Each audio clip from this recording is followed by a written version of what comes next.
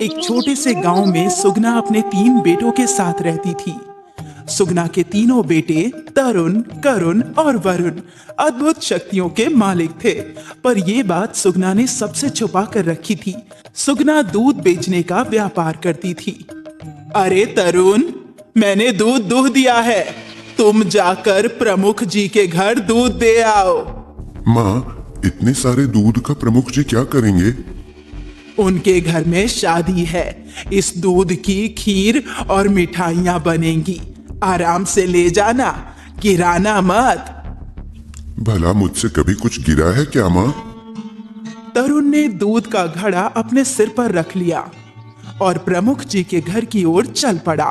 रास्ते में उसका ध्यान भटका और वो एक पेड़ से टकराकर गिरने ही वाला था कि उसने अपनी शक्तियों का इस्तेमाल किया और उसने पूरी रफ्तार से घड़े को पकड़ लिया। दूध का एक छींटा तक जमीन पर नहीं छलका। आज तो बाल बाल बच गया। तरुण यहाँ वहां देख रहा था कि कहीं किसी ने उसे देखा तो नहीं, पर आसपास बस एक कुत्ता था और कोई नहीं। अच्छा हुआ किसी ने देखा नहीं। इसके बाद तरुण ने वो दूध का घड़ा प्रमुख जी के घर पर दे दिया और अपने पैसे लेकर लौट आया। तरुण की तरह बाकी 2 भाई भी चमत्कारी थे। वरुण अपने साथ किसी को भी हवा में उड़ा सकता था और करुण हर चीज को सुंदर कर सकता था। अरे भाई, ये फूल तो नदी के पास रहकर भी मुरझा गए। कोई बात नहीं, मैं अभी इसे ठीक कर देता हूँ। करुण ने उस फूल की ओर इशारा किया और कहा, सुंदर हो जा। करुण के इतना बोलते ही वो फूल वापस खिल गया और उसे देखकर तरुण खुश हो गया। भैया, उन बादलों के पार क्या होगा? पता नहीं, चल देख कर आते हैं। करुण ने तरुण और वरुण का हाथ पकड़ा। ले चल हमें उन पहाड़ों के पार। तीनों भाई हवा में उड़ते हुए पहाड़ों की ओर चल पड़े। पहाड़ों का दृश्य अद्भुत था। रंग बिरंगे फूल, शांति और खूबसूरत वादियां। तीनों पहाड़ों का आनंद ले ही रहे थे कि एक ऋषि मुनि ने उन्हें आवाज लगाई। तरुण, वरुण, करुण। तीनों उनके पास आ गए। महाराज, आपको हमारे नाम कैसे पता? मैं सब कुछ जानता हूँ और ये भी जानता हूँ कि तुम तीनों में अद्भुत शक्तियां हैं। तरुण, तुम्हारी शक्ति रफ्तार है। वरुण, तुम्हारी शक्ति उड़ना है। और करुण, तुम्हारी शक्ति सुंदरता है। जी महाराज। तुम तीनों को ये शक्तियां एक अच्छे कार्य के लिए मिली हैं और समय आ गया है कि तुम उस कार्य को पूरा करो। कैसा कार्य महाराज? यहाँ से हजारों मील दूर एक मरुभूमि है, रण की मरुभूमि। वहाँ के लोग बहुत ही दुख दर्द में जीवन काट रहे हैं। तुम तीनों ही उनकी मदद कर सकते हो और यही तुम्हारे जीवन का उद्देश्य है। उस मरुभूमि को हरियाली में बदल दो, लोगों को जीवन दान दो। जी महाराज, हम ये अवश्य करेंगे। तीनों भाइयों ने ऋषि मुनि का आशीर्वाद लिया और वापस अपने घर लौट आए। लौटते ही उन्होंने सारी बात अपनी माँ को बताई। बेटा, पर मरुभूमि में जाना खतरे से खाली नहीं है। हम जानते हैं माँ, पर शायद हमें ये शक्तियां इसीलिए मिली हैं। ठीक है, हम इस गांव में सालों से रह रहे हैं। जाने से पहले हमें इस गांव को भी कुछ देकर जाना चाहिए। मैं समझ गया माँ। रात के अंधेरे में करुण घर से बाहर निकला और उसने गांव की ओर देखा। सुंदर हो जा। करुण के ऐसा कहते ही पूरा गांव सुंदर हो गया। पेड़ों पर फूल फल लग गए, छोटे छोटे घर बड़े और खूबसूरत हो गए। पल भर में गांव की काया ही पलट हो गई। माँ, अब हम यहाँ से जा सकते हैं क्या? हाँ बिल्कुल, तीनों बेटों ने सुगना का हाथ पकड़ा। ले चल हमें रन की मरुभूमि में। रात के अंधेरे में सुगना का परिवार रन की मरुभूमि में पहुंच गया। अंधेरे में ये कितना खूबसूरत लगता है ना माँ। जितना ये रात में खूबसूरत है उतना ही दिन में घातक है बेटा। वो लोग यहाँ वहां देख ही रहे थे कि कुछ लोगों ने उन पर हमला किया और उन पर जाल फेंका। वो आदिवासी लोग उन्हें पकड़कर अपने नायक के सामने ले गए। बाहरी लोग, तुम लोग यहाँ क्या कर रहे हो? क्या तुम लोग हम पर आक्रमण करने आए हो? नहीं नहीं, हम तो आपकी मदद करने आए हैं। तुम लोग हमारी क्या मदद कर सकते हो? सुगना ने तरुण की ओर देखा और तरुण ने अपनी रफ्तार इस्तेमाल की और तुरंत ही वो लोग जाल से बाहर निकल गए।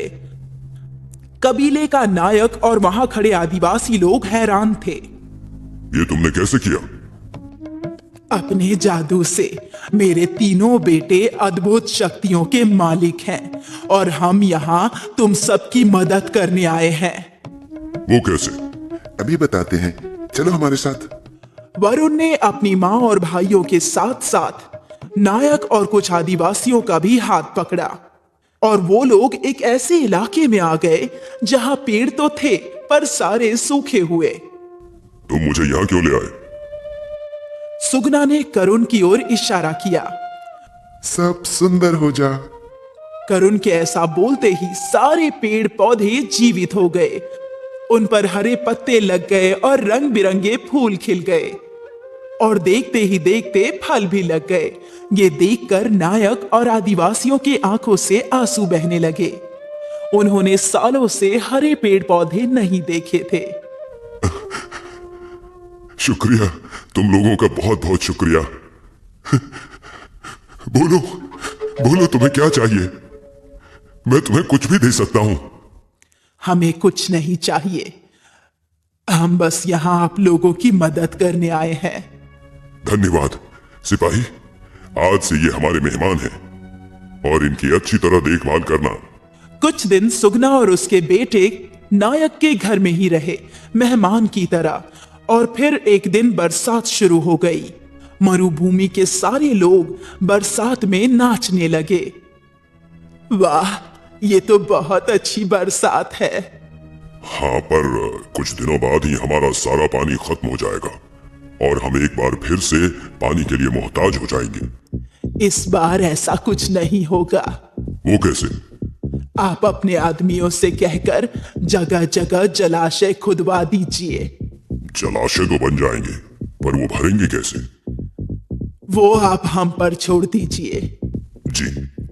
आदिवासियों ने जलाशय खोद दिए और अब जब तेज बारिश हुई तो सुगना ने अपने बेटों से बोला, वरुण, तुम तरुण को हवा में उड़ाकर हर जलाशय पर ले जाना और तरुण, तुम अपनी रफ्तार से बारिश के पानी को एकत्रित करके सारे जलाशय भर देना। जी माँ, हम अभी जाते हैं। वरुण तरुण को पहले जलाशय पर ले गया और फिर वरुण ने उड़ते हुए ही बारिश का सारा पानी एकत्रित किया और उस जलाशय को पूरी तरह से भर दिया। इसके बाद उन्होंने मिलकर कई और जलाशय भी पानी से भर दिए। ये मंजर मरुभूमि के लोगों के लिए अविश्वसनीय था। पहली बार उन्होंने इतना पानी देखा था। कबीले का राजा सुगना के चरणों में गिर गया। हे माँ, आपके अद्भुत बेटों ने तो चमत्कार ही कर दिया। इस मरुभूमि को जीवन दान दे दिया। हम आपके आभारी हैं। एक और उपकार कर दीजिए। कैसा उपकार? आज से आप हमारे साथ यहीं रहिए। हम आपको सर आंखों पर बिठाकर रखेंगे। आप लोगों ने हमारे लिए इतना कुछ किया है, अब हमें भी मौका दीजिए कुछ करने का। ठीक है। उस दिन से सुगना और उसके बेटे उसी राज्य में रहने लगे, पर अब वो राज्य मरुभूमि नहीं बल्कि एक खुशहाल राज्य था। इसी तरह कई साल बीत गए और अचानक एक पड़ोसी राज्य ने इस राज्य पर हमला कर दिया। नायक ने एक बार फिर जादुई भाइयों की मदद मांगी और वो खुशी खुशी मदद करने के लिए तैयार हो गए। वरुण तीनों को उड़ाकर सरहद के पार ले आया। तरुण ने तेजी से हमला करना शुरू कर दिया, पर दुश्मन की सेना विशाल थी। मुझे नहीं लगता हम हमला करके जीत पाएंगे। अब मेरी बारी, मुझे उड़ाकर ले चल वरुण। वरुण ने करुण को हवा में उड़ाया और करुण ने दुश्मन की सेना की ओर देखा। सबका मन सुंदर कर दे। करुण के ऐसा बोलते ही सारे सिपाहियों ने हथियार फेंक दिए। युद्ध करना गलत है। आज से हम कभी युद्ध नहीं करेंगे। चलो वापस अपने राज्य चलते हैं। अब हम खुशी से रहेंगे। वो राज्य अपने सारे सैनिकों को लेकर वापस लौट गया और एक बार फिर तीनों भाइयों की जादुई करामात की वजह से रण की भूमि पर आने वाला संकट टल गया। नायक और वहां के लोगों ने तीनों भाइयों को कंधे पर उठा लिया। अब वो उनके भगवान थे। सही कहा था ऋषि मुनि ने, तीनों भाइयों का जन्म इस भूमि की रक्षा करने हेतु ही हुआ था। मक्खनपुर नामक राज्य में मिथिला नाम की एक औरत अपने 5 बेटों के साथ रहती थी। पांचों में अलग अलग गुण थे, क्योंकि ये बेटे भगवान की कृपा से उसके घर पर पैदा हुए थे। बड़ा बेटा था वो बिजली से खेल सकता था, छोटा बेटा था वो पानी को अपने वश में कर सकता था, वहीं मंझला बेटा काफी दर्द झेल सकता था और चौथा बेटा अपनी सांस रोक सकता था और पांचवा बेटा हवा में उड़ सकता था। पर वो देखने में एक जैसे थे, क्योंकि वो जुड़वा पैदा हुए थे, जिस वजह से कोई भी उन्हें पहचान नहीं पाता था। और मिथिला ने भी ये बात सभी से छुपा कर रखी थी कि उसके 5 बेटे हैं, क्योंकि हमेशा एक बेटा ही सभी के सामने आता था और सभी उसे ही जानते थे, जिसका नाम लाखन था। लाखन, अरे तुम सभी सो जाओ, क्योंकि तुम्हें रात में समुद्र से सीप भी तो लानी है, जिससे हमें मोती मिल सके। हाँ माँ, हम सो जाते हैं, आप चिंता मत कीजिए। अरे चिंता की क्या बात है, तुम पांचों तो मेरे 5 रत्न हो और मुझे खुशी है कि हम सभी साथ हैं। हाँ माँ, और ऐसे ही हमेशा हम साथ रहेंगे, जिससे कोई भी हमारा कुछ नहीं बिगाड़ सकेगा। हाँ हाँ बेटो, अच्छा अब सो जाओ, बहुत रात हो गई है। इसके बाद वो सभी सो गए। आधी रात को सभी उठे और समुद्र में सीप पकड़ने के लिए नदी पर चले गए। अरे भाइयों, जब तक मैं समंदर का पानी अपने मुंह में करता हूँ, तब तक तुम लोग जल्दी जल्दी से सीप उठा लो। मैं सिर्फ 7 मिनट तक ऐसा कर सकता हूँ। हाँ भैया, हमें पता है, आपको रोजाना एक ही बात बताने की जरूरत नहीं है। हम जल्दी से सारी सीप उठाकर ले आएंगे। ठीक है, अब जल्दी से जाओ, मैं पानी अपने मुंह में भर लेता हूँ। और इसके बाद रामू ने सारा पानी अपने मुंह के अंदर भर लिया और इसके बाद उसके भाइयों ने जल्दी जल्दी सारी सीप उठा ली और फिर वो बाहर आ गए और फिर रामू ने सारा पानी छोड़ दिया। इसके बाद रामू ने कहा, आज सीप से मोती निकालकर चंदन बेचने जाएगा। ठीक है भैया, आज मैं जाता हूँ। और इसके बाद चंदन बाजार में मोती बेचने गया। सभी मछुआरों के मोती बहुत ही छोटे थे और बहुत को तो सीप मिलती भी नहीं थी, पर चंदन हमेशा बड़े बड़े मोती लाता था और उसके मोती कुछ ही देर में बिक जाते थे, जिस वजह से मछुआरे परेशान रहते। जब उसके सारे मोती बिक गए तो उसके पास सभी मछुआरे आए और उससे कहा, अरे भाई, तू इतने मोती कहाँ से ले आता है? हमें तो इतनी सीप मिलती ही नहीं है।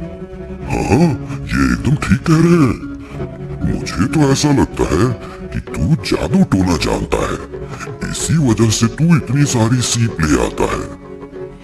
अरे नहीं नहीं भैया, ऐसा कुछ भी नहीं है, आपको गलतफहमी हुई है। अरे हमें गलतफहमी नहीं हुई है, हम क्या देखते नहीं है? तू रोज कितने बड़े बड़े मोती लाता है, जबकि हमारे मोती कितने छोटे होते हैं और तेरे मोती हमसे जल्दी बिक भी जाते हैं। बता, तू क्या करता है? हाँ भैया, मैं बताता हूँ। आप लोग कल रात नदी के पास आ जाना, मैं आपको भी इतने ही मोती दे दूंगा। और इसके बाद वो वहां से चला आया। घर पर आने पर चंदन ने अपने भाइयों को सारी बात बताई तो उसके बड़े भाई रामू ने उससे कहा, तुम चिंता मत करो, कल मैं अकेला ही जाऊंगा, तुम लोग घर पर ही रहना। इसके बाद रात के समय वहां पर सभी मछुआरे पहुंच गए और रामू ने उन सभी से कहा, अच्छा, मैं अपने अंदर इस समंदर का पानी ले लूंगा, पर मैं सिर्फ 7 मिनट के लिए ही ऐसा कर सकता हूँ। अगर तुम लोगों ने इतनी देर में सीप नहीं ली तो मैं पानी को छोड़ दूंगा। अरे हाँ, तुम चिंता मत करो, तुम जल्दी से पानी अपने अंदर लो। इसके बाद रामू ने समंदर का सारा पानी अपने मुंह के अंदर ले लिया और सभी मौका देखकर सीप चुनने लगे, पर उन्हें बहुत ज्यादा समय हो गया। रामू बार बार उन्हें बुला रहा था पर कोई भी सुन नहीं रहा था और हार कर उसने सारा पानी वापस समुद्र में छोड़ दिया। पानी के प्रभाव से वो सभी चिल्लाने लगे, बचाओ, बचाओ, कोई तो बचाओ, हम डूब रहे हैं, हमारी मदद करो। अरे बचाओ, बचाओ, हम मर रहे हैं, हम मर रहे हैं, हम डूब रहे हैं। हाँ, कोई तो बचाओ, इस रामू ने तो हमें मार डाला। बचाओ, बचाओ। और कुछ ही देर में सारे मछुआरे डूबकर मर गए। जब ये बात महाराज को पता लगी तो मछुआरों के परिवार वाले रामू को पकड़कर महाराज के पास ले आए। ये मैं क्या सुन रहा हूँ? तुमने नदी में डुबाकर बहुत सारे लोगों को मार दिया है। नहीं नहीं मालिक, हमने चेतावनी दी थी कि मैं 7 मिनट से ज्यादा अपने मुंह के अंदर पानी नहीं रख सकता हूँ, पर इन्होंने मेरी चेतावनी मानी ही नहीं। इसी वजह से यह हादसा हो गया। मुझे कुछ नहीं पता है, तुमने लोगों को मारा है और इसकी सजा ये है कि अब तुम्हें भी नदी में डुबा कर मारा जाएगा। तुम्हारी कोई आखिरी इच्छा है तो तुम हमें बताओ, हम वो जरूर पूरी करेंगे। हाँ मालिक, मेरी एक आखिरी इच्छा है कि मैं अपनी माँ से मिलकर आऊं। ठीक है, तुम जाओ, तुम्हें कल समंदर के पानी में डुबा कर मारा जाएगा। और इसके बाद रामू अपने घर पर आया और सारी बात बताई। इस पर चंदन ने उससे कहा, भाई आप चिंता मत कीजिए, सब कुछ ठीक हो जाएगा। अगले दिन रामू समुद्र पर पहुंचा और इसके बाद राजा ने उससे कहा, अब तुम जाओ और जाकर इस समंदर में डूब जाओ। ये सुनकर रामू उस समुद्र में चला गया, पर समुद्र ने उसका कुछ नहीं बिगाड़ा। ऐसा लग रहा था मानो समुद्र उसका दास हो और वो उसी के इशारों पर चल रहा हो। ये देखकर सभी बहुत हैरान हुए। अरे ये क्या हो रहा है? रामू को तो कुछ हो ही नहीं रहा है। ऐसा लग रहा है मानो समंदर उसकी बात मान रहा हो और वो उसे कुछ कर ही नहीं रहा हो। ये देखकर राजा भी काफी हैरान हुआ और रामू समुद्र से बाहर आ गया। रामू को सही सलामत देखकर राजा ने उससे कहा, अरे ये कैसे हो गया? तुम्हें समंदर ने डुबोया क्यों नहीं? ऐसा कैसे हो सकता है? मुझे तो कुछ समझ में ही नहीं आ रहा। पर रामू चुपचाप वहां पर खड़ा रहा। इस पर राजा ने कहा, ठीक है, कल तुम्हें करंट दिया जाएगा, तब देखते हैं तुम कैसे बचते हो। क्या तुम्हारी कोई आखिरी इच्छा है? हाँ मालिक, मुझे अपने घर माँ से मिलने जाना है, क्योंकि कल पूरी रात मेरी माँ बहुत रोई है। क्योंकि जब उन्हें पता लगा कि मैं मरने वाला हूँ तो उन्होंने रो रो कर अपना बुरा हाल कर लिया। ठीक है, तुम जाओ, अब तुम्हें कल बिजली से करंट दिलवाया जाएगा। इसके बाद रामू घर पर आ जाता है और सारी बात बताता है। इस पर लाखन ने कहा, आप भैया चिंता मत कीजिए, कल मैं आपकी जगह पर जाऊंगा, क्योंकि मुझे तो बिजली से कुछ होता ही नहीं है। ये सुनकर सभी लोग बहुत खुश हुए और फिर अगले दिन रामू की जगह पर लाखन वहां पहुंच गया और उसके बाद जैसे ही लाखन को करंट लगाया गया उसे कुछ नहीं हुआ, उल्टा उस व्यक्ति को करंट लग गया जो लाखन को करंट लगा रहा था। मुझे तो बहुत मजा आ रहा है इस बिजली के करंट से। आहा, धम ता धम ता धम ता धम दिन ता धम दिन ता धम ता धम ता धम दा। आहा, ये देखकर लोग बहुत हैरान हुए। लोगों को समझ में ही नहीं आ रहा था कि आखिर रामू को करंट क्यों नहीं लग रहा है। ये देखकर राजा भी बड़ा हैरान हुआ और इसके बाद लाखन वहां से आ गया। इस पर राजा ने कहा, अरे ये कैसे हो सकता है? तुम्हें करंट क्यों नहीं लगा? मुझे तो कुछ समझ में ही नहीं आ रहा है। आखिर ऐसा कैसे हो सकता है? पता नहीं महाराज, मुझे तो कुछ भी नहीं पता है। आपने खुद ही देख लिया कि बिजली ने मेरा कुछ नहीं बिगाड़ा। हाँ हाँ हाँ, ये तो मुझे भी पता है, ज्यादा चालाक मत बनो। अब तो मैं कल तुम्हें बताता हूँ। कल तुम्हें मार मार कर अधमरा कर दिया जाएगा, यानी कि तुम्हारी गर्दन काट दी जाएगी। तब देखते हैं तुम कैसे बच जाते हो। क्या तुम्हारी कोई आखिरी इच्छा है? हाँ महाराज, मैं फिर से अपनी माँ से मिलना चाहता हूँ, क्योंकि उनकी तबीयत बहुत ज्यादा खराब है। इस वजह से मैं आखिरी बार उन्हें देखना चाहता हूँ। ठीक है, तुम जाओ, कल तुम्हारे 2 टुकड़े किए जाएंगे। इसके बाद लाखन घर पर आ जाता है और सारी बात अपने घर वालों को बताता है। इस पर चंदन ने कहा, भैया, कल मैं आपकी जगह पर जाऊंगा, क्योंकि आपको तो पता ही है कि मुझ पर मार का कोई असर नहीं होता है, ना ही मेरे टुकड़े हो सकते हैं। मैं बहुत ही मजबूत हूँ। हाँ हाँ, मुझे पता है। इसके बाद अगले दिन चंदन वहां पहुंच जाता है। उसके बाद जैसे ही एक आदमी चंदन के शरीर पर तलवार चलाता है, वो तलवार टूट जाती है, पर चंदन के शरीर को कुछ नहीं होता। ये देखकर राजा बहुत हैरान हुआ कि आखिर ये सब कैसे हो रहा है। और फिर सबसे अंत में राजा कहता है, अब इसे जमीन में गाड़ दिया जाएगा, जिससे ये जिंदा नहीं बच सकेगा। और इसके बाद राजा फिर उससे आखिरी इच्छा पूछता है और फिर से वो वही इच्छा बताता है। घर आने पर वो सारी बात अपने परिवार वालों को बताता है। इस पर रमेश कहता है, अब भैया मैं आपकी जगह पर जाऊंगा, क्योंकि मैं बहुत देर तक सांस रोक सकता हूँ। इसके बाद रमेश वहां पहुंच जाता है और उसे जमीन में गाड़ दिया जाता है। इसके बाद सभी वहां से चले आते हैं। जब रात होती है तो मिथिला अपने चारों लड़कों को लेकर वहां जाती है और जमीन खोदकर रमेश को बाहर निकाल लेती है और उनसे कहती है, अब हम ये गांव छोड़कर चले जाएंगे, हम दूसरे गांव में जाकर रहेंगे। इसके बाद 5वां बेटा उन 5 को एक बड़ी सी पोटली में रखता है और अपने कंधे पर बिठाकर उन्हें उड़ा ले जाता है और वो लोग गांव छोड़कर चले जाते हैं।